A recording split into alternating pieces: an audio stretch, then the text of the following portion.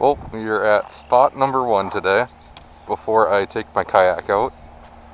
The water looks fairly clear, which you would assume it is in the spring, so I'm going to throw a green pumpkin swim jig and just a random jerk bait. Try her out.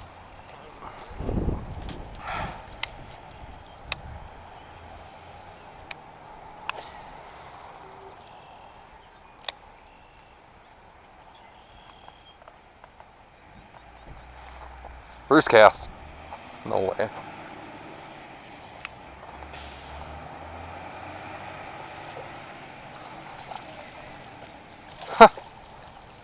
First cast and we get a tiny little northern. That's incredible. Well, we got our first fish of 2018.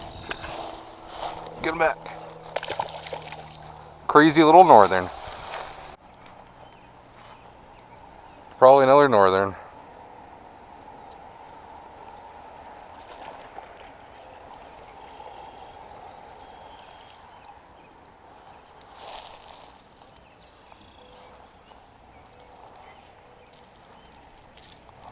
You just swiped to that. Well, this guy's probably about a foot. Little snakes.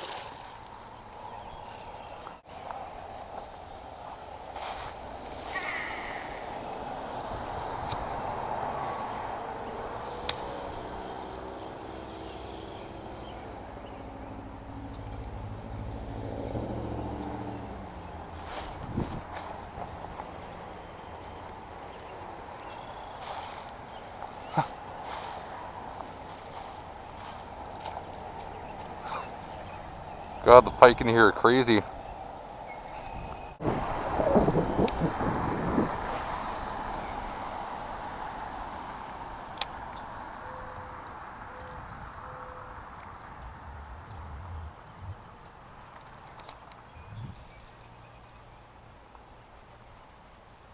Do we have our first bass?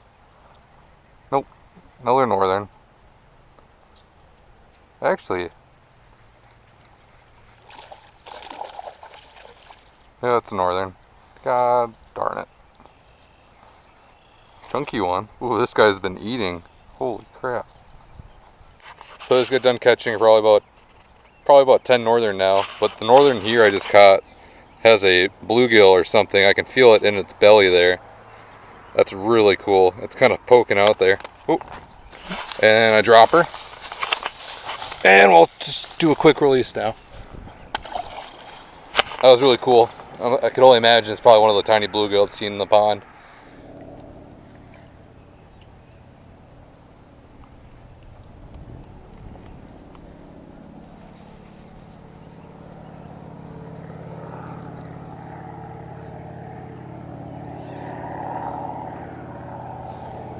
That's a nice northern. Don't break off. Don't break off. Don't break off. Don't break off.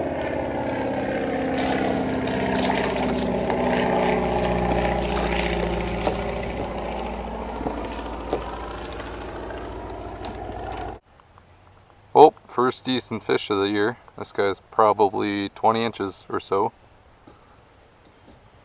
Get a sick underwater release here.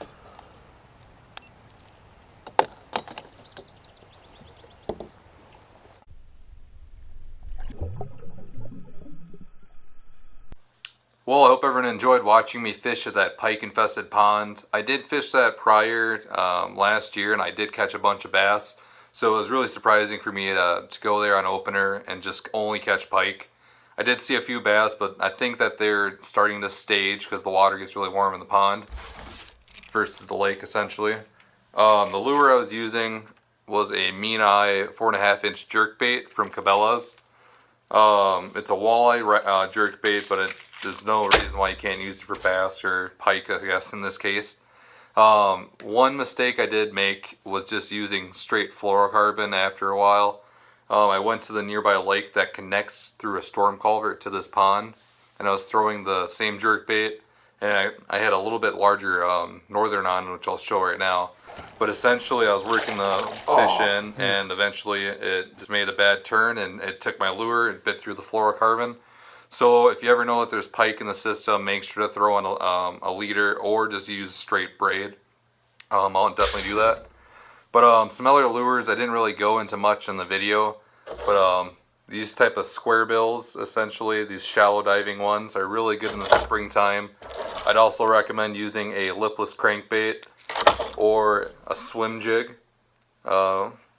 This one here is from Linear Jigs, I believe, and I actually caught my personal best muskie, or my first one on that, same size. But another good lure is also just an old-fashioned spinnerbait, and trailer hooks are never bad to throw on. All these lures I'd really feel comfortable throwing in any pond application or any early spring situations. And the rod I was using out there was a Mojo bass rod from St. Croix. Currently I have a chatterbait tied on. That's also a really good bait in the springtime or just year round. Chatterbaits are amazing. This rod I bought from St. Croix at their outlet sale, so it was only $30. Normally it's a 7-foot one medium heavy fast action tip, and medium heavy actions are just a good all around fishing rod. So if you're ever looking to get into bait casters, a medium heavy is definitely a good one. The reel I was using is actually a really cheap one. It's I want to say it's a 7-to-1 gear ratio Cast King Legend. It's an amazing reel for the price. It's only about $30 and it's treated me very well. I've had no issues with it, and I'm going on to my second year with it. And anyone should try it out for a beginning bait caster. Looking into my next episode here, I'm doing a fishing challenge. I'm not participating in it. I'm taking 2 people, a 1 versus 1 challenge back to the pond I fished at, and it's whoever catches the most fish essentially catches it. There's no, I guess nothing happens to the loser for losing the tournament or the contest. But I just wanted to take these people out because they actually haven't really been on my channel very much, but they're a big part of me growing up into fishing and supporting me throughout this channel, so should be a really fun episode. But until next time, I'm Camden Droppa with Wide Open Water, and I'll catch you guys later.